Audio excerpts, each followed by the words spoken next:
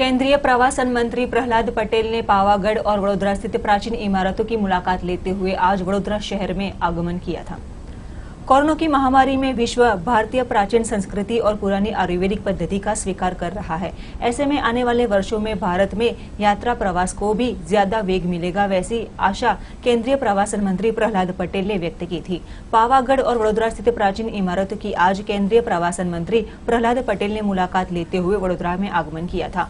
पावागढ़ और वडोदरा स्थित पुरातत्व विभाग हस्तक के प्राचीन इमारतों की केंद्रीय मंत्री ने मुलाकात लेते हुए ऐतिहासिक इमारतों की देखभाल और रखरखाव कामगिरी को सराहा था, जिसमें स्थानिक प्रशासन को भी सहकार देने के लिए अपील की गई थी।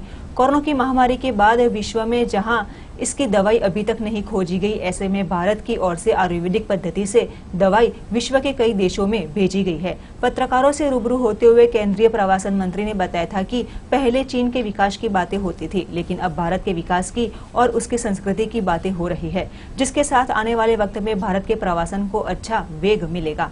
प्रवासन मंत्री ने डांडिया बाजार स्थित अम्बेडकर की हवेली की मुलाकात ली थी, जहाँ केंद्रीय प्रवासन मंत्री प्रहलाद पटेल के साथ सांसद रंजनबेन भट्ट के साथ पुरातत्व विभाग के अधिकारी जौहरी और अन्य अधिकारी भी जुड़े थे और अम्बेडकर की हवेली की मुलाकात लेते हुए कई सलाह सूचन देते हुए ये गायकवाड़ी वारसाई को और भी संभालने के लिए कार्य किया जाएगा, वैसा कहा गया था। कल मैं आया था तो पावागढ़ के माता के दर्शन हुए। पहली बार मुझे जाने का सौभाग्य मिला है। दिव्य भव्य और इतिहास और पुरातत्व की दृष्टि से बेहद महत्वपूर्ण स्थान पावागढ़ और बड़ोदरा रहा है। आज मुझे सुबह से बड़ोदरा में चीज़ें देखने का अवसर मिला है। कल मेरे लिए खुशी की बात और मेरे लिए नई जानकारी ये है, जो मैं जानना चाहता था कि यहाँ पर डायनेस्टीज का एक लंबा अंतराल रहा है। जब मैं पावागढ़ से नीचे उतर रहा था तो एएसआई की हमारी टीम ने वहाँ पर एक स्थान मुझे दिखाया है जो 12वीं शताब्दी का है, जिसमें पृथ्वीराज चौहान के वंशजों का एक शिलालेख लगा हुआ आज भी वहाँ उपलब्ध है। आगे भी और जो उसकी वैज्ञानिक खनन होना है वो होगा। आज मैं यहाँ पर आया और ये पेंटिंग देखने के बाद हम इस बात को महसूस कर सकते हैं कि तब भी उनके पास कला थी, बेहतर कॉन्सेप्ट था। तमाम चीज़ें जो आज तक लगभग उसी स्थिति में है, जबकि उनकी बहुत चिंता हमने नहीं की है।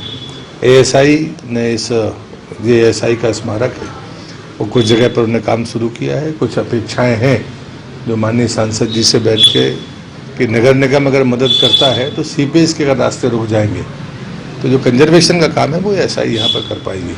सुंदर जगह है, मैं सभी का धन्यवाद करता हूँ। अभी आपको लगता है जिस तरह से टूरिज्म को असर हो रही है कोविड के बाद, क्या अभी किस तरह से आपकी नीति रहेगी कि आगे बढ़ाया जाए? नहीं, सरकार पूरी तरह से चौकस है। हम हमेशा से इस बात को कहते रहे हैं कि रफ्तार हमारी धीमी होगी शुरुआत की, लेकिन जब हम गति पकड़ेंगे तो हमारे मुकाबले कोई नहीं होगा। लेकिन हम सबको ये मानना पड़ेगा कि कोविड के इस कालखंड में और कोई आकलन नहीं हो सकता।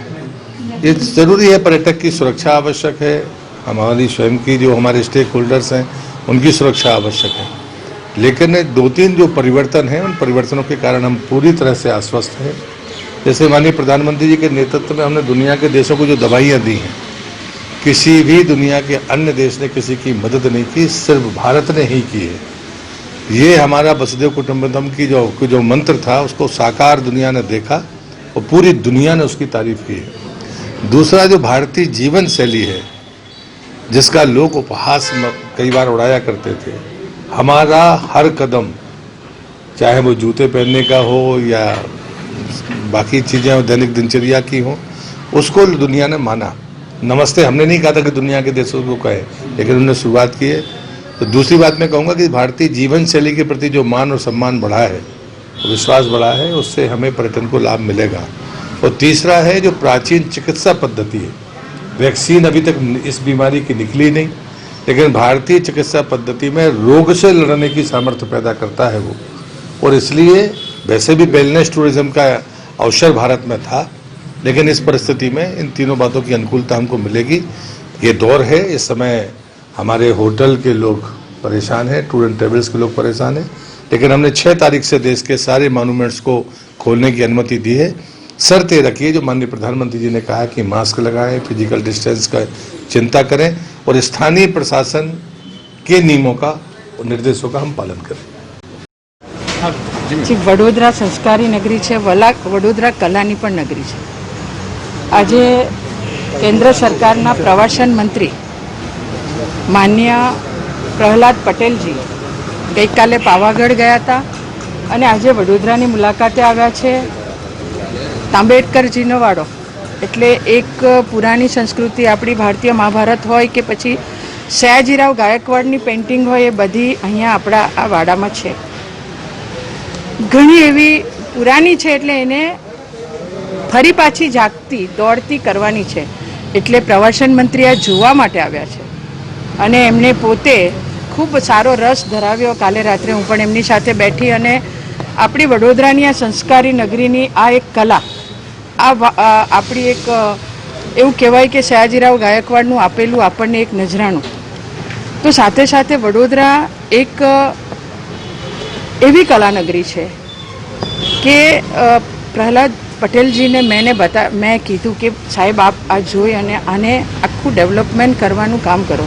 એમના તરફથી હંમેશા ટુરિઝમમાં પોઝિટિવ હા હોય છે ને એમણે આ જોવા માટેનું આપણી સાથેનું આવ્યા, જોયું અને એને આગળ વધારવા માટેની જે એક એમણે પહેલ કરી છે. માન્ય મંત્રીશ્રીનો વડોદરાના સાંસદ તરીકે હું ખૂબ ખૂબ આભાર માનું છું કે આપે વડોદરા માટેની આ એક પહેલ, એની જે અમારી સંસ્કૃતિ છે એને જાગર રાખવા માટેની, ઉજાગર કરવા માટેની આપે એક ઈચ્છા દર્શાવી છે. ધન્યવાદ.